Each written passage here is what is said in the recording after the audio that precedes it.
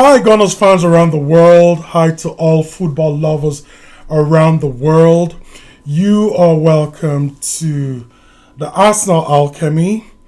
Um, I remain your host, Simply Ike, and today is a much better day. We start with the weather in Maryland, in Silver Spring, Maryland, where I reside. It's rained a little bit. I think it was very welcome after the scorching sun of the past few days. The weather is much cooler now, so yeah, it balanced itself out. And also, it's a good day because the signing of our star target, Victor Gykoreres, is all but, it's like almost 100% done. You know, the reports reaching us today is that Sporting CP has agreed on on a price with us, and the price is set to be £56 million with a £13 million in add-ons. So this is a fantastic news. This session is a big contrast to how I was on Saturday. I was livid. I was mad at the management, the the director of football. I was mad at them. Especially when I heard about the Noni Madueke deal, which is not necessarily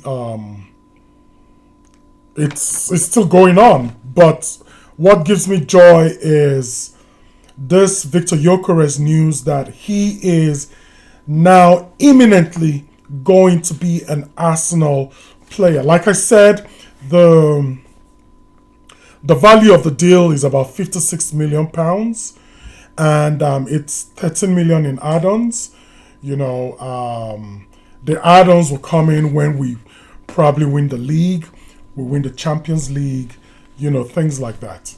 And I also understand that there is if he makes about 25 goals in a season, we're gonna pay Sporting some more money for that, which I don't have a problem with. It's part of the clause in the contract.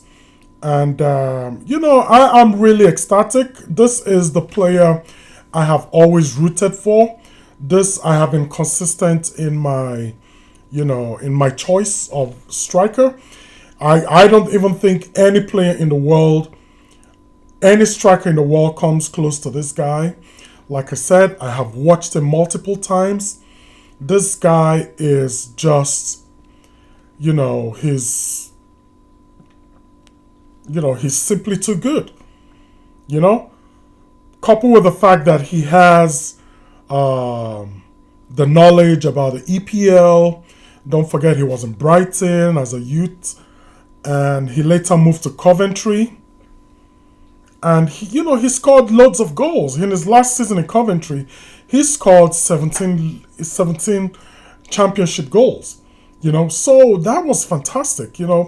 Then of course the last two seasons he scored almost 100 goals for Sporting, and the last two seasons he's been the highest goal scorer in the whole of Europe. So this was, this is what we needed. This is what we've always cried for as fans. Last season, if we had a decent number 9, we would have won the league. We would have won the league, But we just, we placed Merino there and he did very well. I must say, I think he scored 10 goals in all competitions, last season, which was fantastic. That was a great return, in my opinion, and yeah. So, I'm very happy about this news. I think in the next few days, an announcement will be made because this deal is completed. And the good thing is, he can join the squad for preseason. he can join the squad for preseason, and this year the preseason will be in Asia. So I'm looking forward to watching him in the games. Watching him integrate and with his teammates, watching him, in action in Arsenal in an Arsenal shirt. I have no doubt about this guy. Like I said before, if Merino can score 10 goals in all competition, if Havertz can score 12, 13 goals in all competition, these are guys that are not known for goal scoring, but they've done quite well in that number 9 position. So, this guy is a natural. The good thing is he uses both legs. Both legs are his strength, but I think the right is stronger because most of his goals are from the right. But I've seen a lot of left-legged goals too from this guy. So, like I said, and I'm sure I speak for most of the Arsenal fans around the world, that we have caught a gem in this guy. The thing is now for Mikel Arteta to manage this guy properly so he doesn't get injured, manage him. Games we've already won, you sub him out, bring in probably Kai Havertz or someone else. Games we've already won, 3-0, 4-0, you got to bring him back. You got to bring him out. We have to preserve this guy. Although his fitness over the years has never been an issue. But, in Arsenal, I don't know the kind of training, the drilling these players go through. And once you start to see players suffering from hamstring a lot, it means there's a lot of running. It means there's a lot of drilling, hard drilling. So, for match days, it's good. But the downside is they can pick up these injuries, So I'm sure this is something Mikel Arteta and his coaching staff will be looking out for. So, from Gykoreres, we go to the next deal, which is being done, and apparently it's the Noni Madueke deal. So, as far as I know, and as far as reports, there has been no official bid from Arsenal for Noni Madueke. He has agreed personal terms with Arsenal. The terms are not made public at the moment, and like I said on Saturday, this is not the kind of signing Arsenal fans. And I speak for majority of the Arsenal fans. I read comments, I read bloggers, I read podcasters, I watch what they say, nobody is enthusiastic about this Noni Madueke's deal. I don't know why Arsenal is going for this guy. The price tag on him is £50 million. £50 million, you can get Eze. £50 million, you can get Leao of AC Milan. £50 million, you can get Ademola Lookman.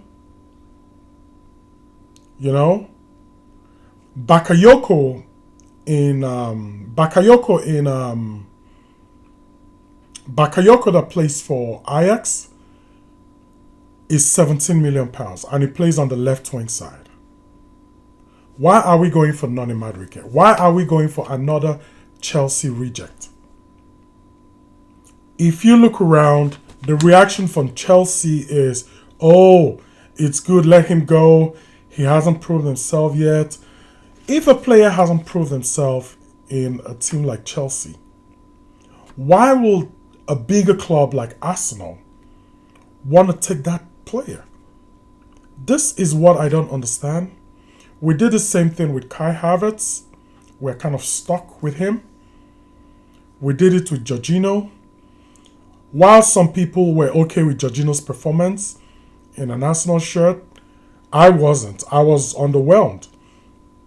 He spent 2 seasons, and to me, he didn't prove himself, He didn't score any open play goal. It was just a penalty against Almeria in the Champions League.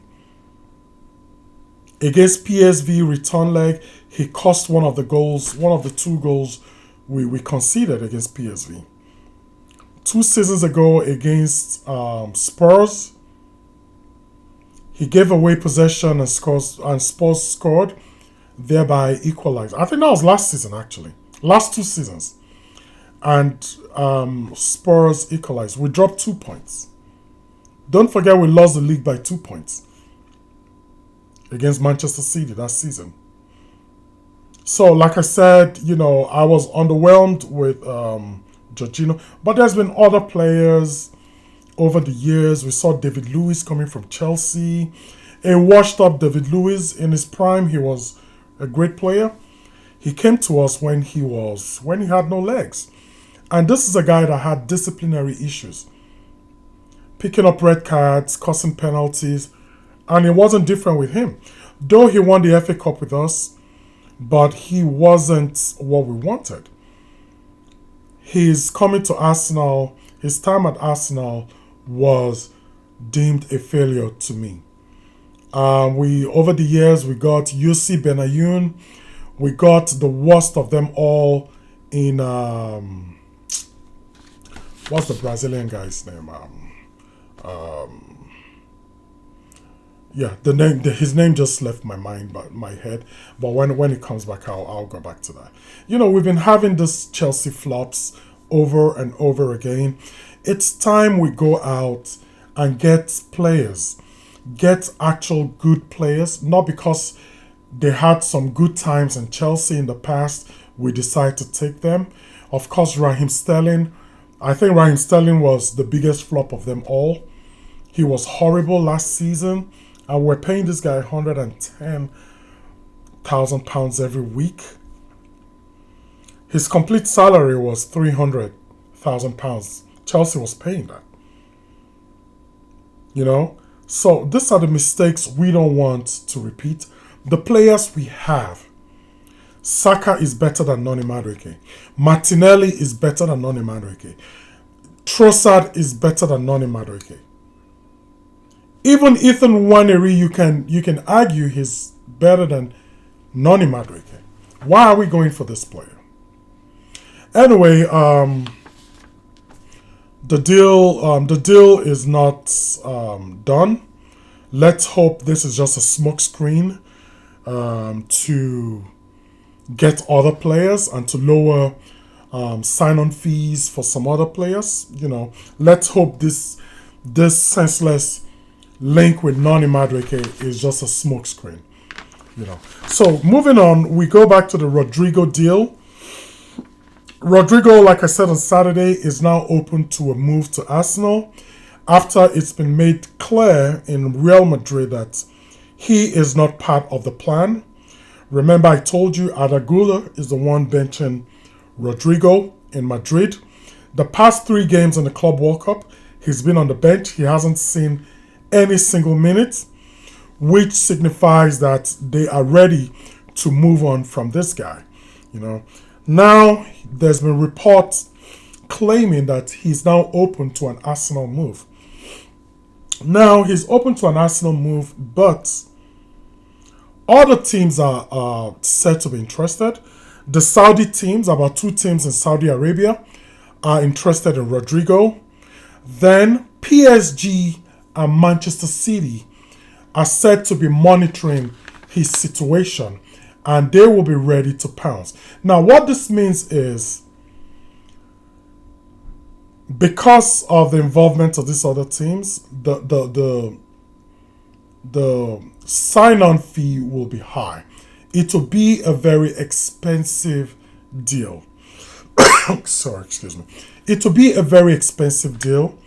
Now, this is another deal. I know a lot of Arsenal fans want Rodrigo, but I see it in another way. I've watched Rodrigo a few times. Rodrigo, while he's a good player, I don't think we need him. We don't need Rodrigo.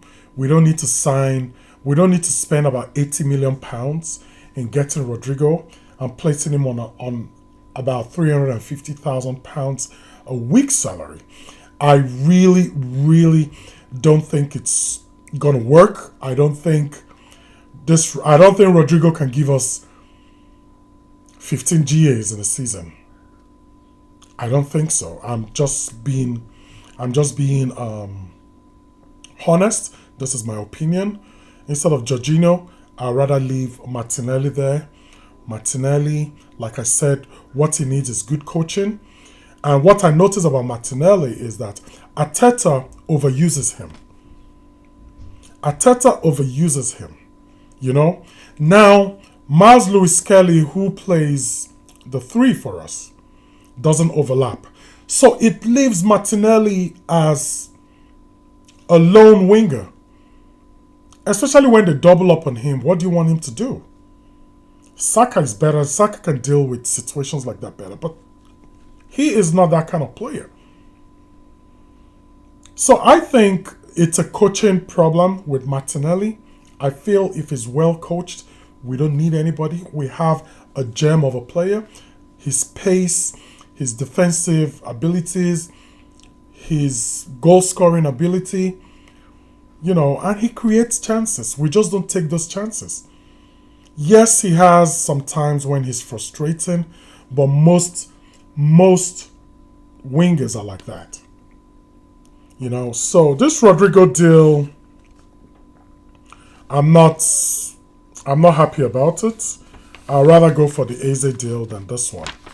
Now, moving on from Rodrigo, we go on to Trossard. So, Leandro Trossard is one of my favorite players in Arsenal, just because he is an impact sub. He comes in as a sub, makes the right decisions, scores goals. His experience. He's a Belgian international. He is always in the starting 11 of Belgium. So this is a guy I wouldn't mind keeping. But the report reaching us is that Fenerbahce are super interested in Leonardo Trossard.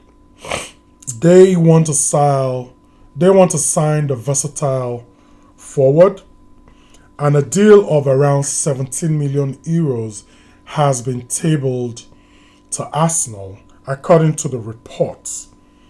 And also, his wage demands are not going to be a problem. Fenerbahce is ready to match whatever wage he is earning at Arsenal. I think he's on about £100,000 a week, and they are ready to match that. Wage, But I understand, as much as I like Trossard, he's.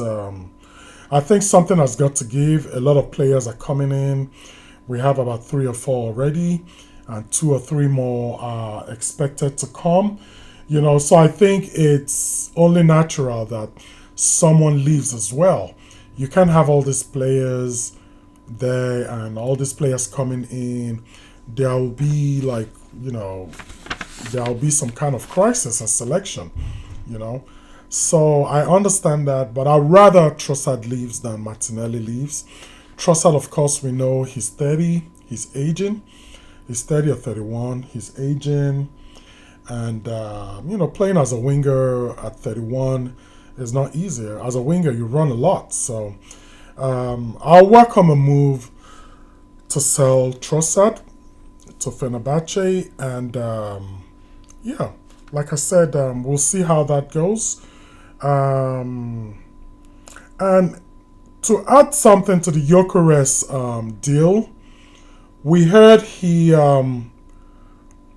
ready to sacrifice about £2 million of his wage just to cushion the demands from Sporting. I don't know how true this is, but for that to even happen, for them to even say that, that means this guy is so hell-bent on coming, which is a very, very welcome situation.